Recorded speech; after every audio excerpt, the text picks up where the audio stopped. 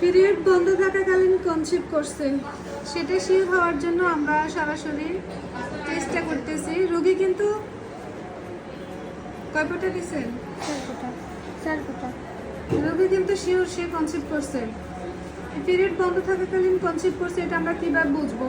ওই রোগীর কিন্তু সিমটম আছে। কি নাম আপু আপনার? রেহানা আক্তার। জোরে কথা বলেন। রেহানা আক্তার। রেহানা, তার কি কি সিমটম আছে তো বলেন। কনসিভ যে করছেন সিমটম পাচ্ছেন না? বাবা বমি বমি ভাব হচ্ছে আর কি? অশান্তি লাগে, বেশি পেট ব্যথা পাবো। পেট ব্যথা করে। আচ্ছা যাই হোক, অনেকে আমাকে প্রশ্ন করে যে পিরিয়ড বন্ধ থাকাকালীন কনসিভ কিভাবে করে অথবা এটা কিভাবে বুঝবো। এই রেহানার হচ্ছে আমার কত মাসে ট্রিটমেন্ট নেওয়া হচ্ছে আপু? 1 মাসে। 1 মাসে। রমজানের কত সপ্তাহ? 1 মাসে ট্রিটমেন্ট নেওয়া হচ্ছে, দ্বিতীয় মাসের ওষুধ 10 তারিখে এসে নিয়ে গেছে, মানে 2 মাস চলতেছে এটা ট্রিটমেন্টটা, এটা ঠিক আছে।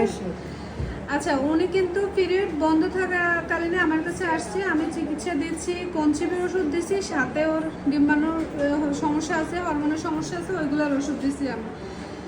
তারপর ওনার 1 মাসের ওষুধ খাওয়ার পর কাঠি টেস্ট করছে, নেগেটিভ আসছে, তাই না আপু? রবিবারে করছে, পজিটিভ আসছে। না, এর আগে এর আগে তো নেগেটিভ হ্যাঁ। আসছে। তারপর আমি প্রত্যেকটা রোগীকে বলি যে 1 মাস হওয়ার পর আগে কাছে টেস্ট করে কনফার্ম হয় তারপর দ্বিতীয় ডোজ ওষুধটা নেওয়ার জন্য আসবেন। উনি কিন্তু টেস্ট করার পর নেগেটিভ আসছে, তারপর আমার দ্বিতীয় ডোজ ওষুধটা মনে হয় এই 3-4 দিন আগে নিয়ে গেছে, 3-4 দিন আগে নিয়ে গেছে। তারপর উনি সন্দেহমূলক ওনার শরীরে যে সিমটমগুলো আসছে ওইগুলো দেখার পর উনি আরেকটা কাঠি টেস্ট করে এই যে কনফার্ম হয়েছে যে আমি মানে কাঠি ভুল কিনা ওইটা কনফার্ম হওয়ার জন্য আমি আরেকটা টেস্ট করছি। এই যে দেখেন, মাশাআল্লাহ সত্যিই কনসিভ করছে।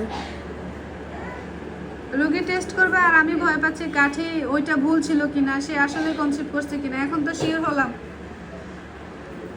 এখন শিওর যে সে কনসিভ করছে। এই যে দেখেন 2 দাগ চলে আসছে। দেখা চালা তো বাসে না, কাল ধরে তো সবার তো উঠতে পারে না।